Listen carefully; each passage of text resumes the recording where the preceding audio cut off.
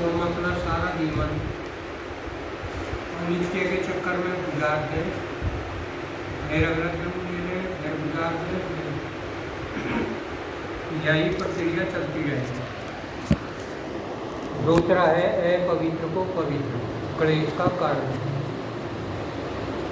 ये शरीर अपवित्र है,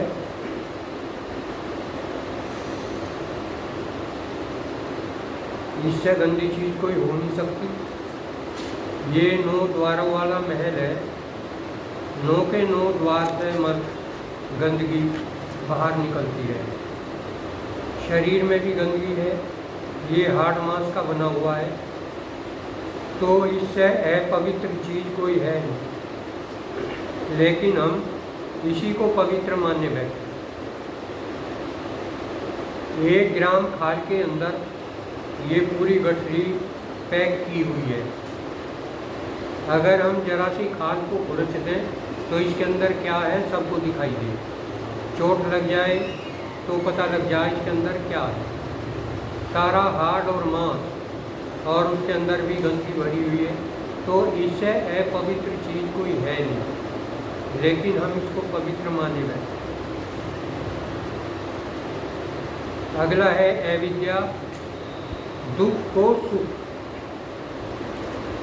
सारे जितने भोग हैं सारे दुख के ही कारण। जो आज हमें सुखदायी लग रहा वो कल वो ही दुख का कारण बनेगा। महर्षि पतंजलि कह रहे कि 4 प्रकार के दुख हैं। परिणामी दुख, जो भोगने में बड़े सुखदायी हों भोग, वे परिणाम में दुखदायी, बहुत ही दुखदायी। हम जीभ से जो भी भोग भोग रहे, कान से जो भी भोग भोग रहे, आँख से जो भोग भोग रहे, नाक से और त्वचा से जो हमें सुखदायी लग रहे, वे परिणाम में बड़े ही दुखदायी हैं। कल बड़े भयंकर परिणाम लेकर आएंगे। शरीर में जो बीमारियां पैदा हो रही धीरे धीरे धीरे धीरे, वो सारे उन भोगों का ही कारण है। जो हमें सुखदायी लगे थे वे शरीर के अंदर सारी बीमारियां लेकर आएंगे। तो परिणामी दुख। समोसा खाओगे, भोगने में जीव को बहुत बढ़िया लगेगा, लेकिन उसके परिणाम शरीर के लिए बड़े दुखदायी होंगे। ये तला पका भुना चटपटा जितना भोजन खा रहे, ये शरीर के लिए बड़ा नुकसानदायक है। तो जितने भी भोग हैं परिणामी दुख। दूसरा, उनके तृष्णा, जो हम भोग भोग रहे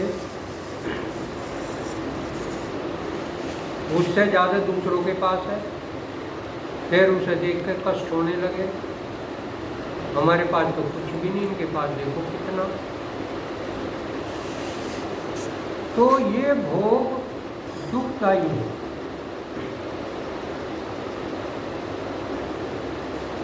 तो जितने भी भोग हैं, भोगने में हमें सुखदायी लग रही, वो ही कल दुख का कारण बनेंगे। तो हम गलती कर रहे, दुख को सुख समझ रहे। और चौथा है अनात्मा को आत्मा। ये शरीर आत्मा नहीं है, हम इसी को अपना रूप माने बैठे, जबकि आत्मा इसके अंदर है। वो सब कुछ है और ये शरीर कुछ नहीं।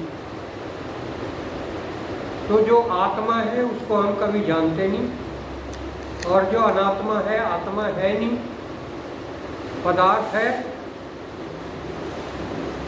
उसको हम अपना रूप मान के बैठे।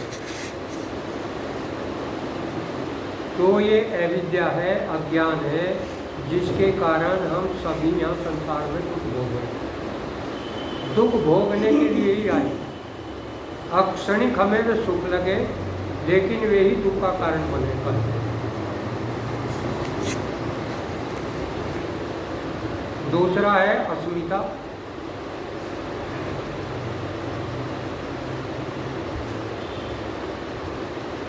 दृष्टा और दृश्य का संयोग। अस्मिता क्या है? दृष्टा और दृश्य का संयोग।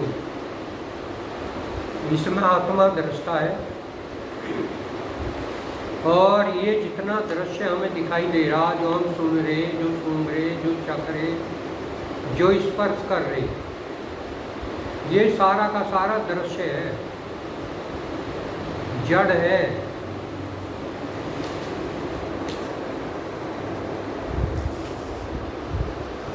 हमने दोनों को एक जगह मिला दिया। अब हमें पंखा दिखाई दे रहा, बिजली दिखाई नहीं दे रहा।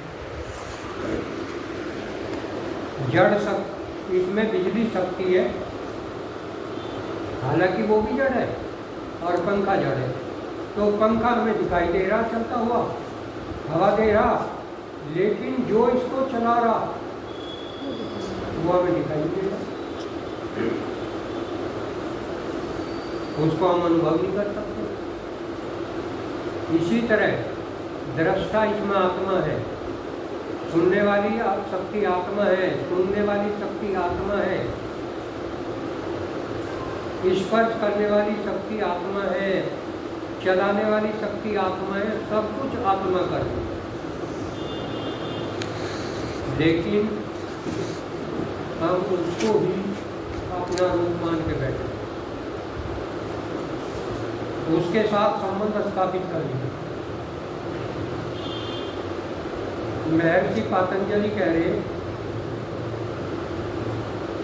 कि जो भोगी पुरुष है, उनको ये दृश्य अपना रूप दिखा के भोग प्रस्तुत कर रहा है।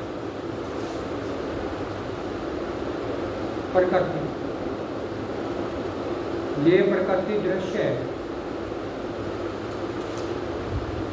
और जो योगी पुरुष है, उनको अपना रूप दिखा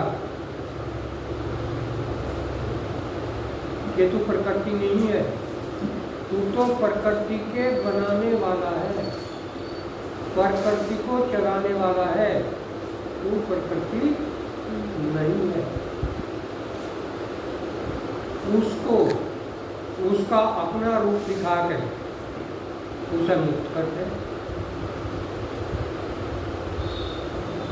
तो ये दृश्य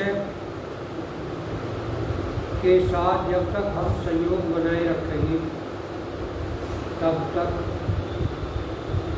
ये प्रक्रिया चलती ही रहेगी, ये क्लेश बढ़ते ही रहेंगे, इनका कभी अंत नहीं होगा।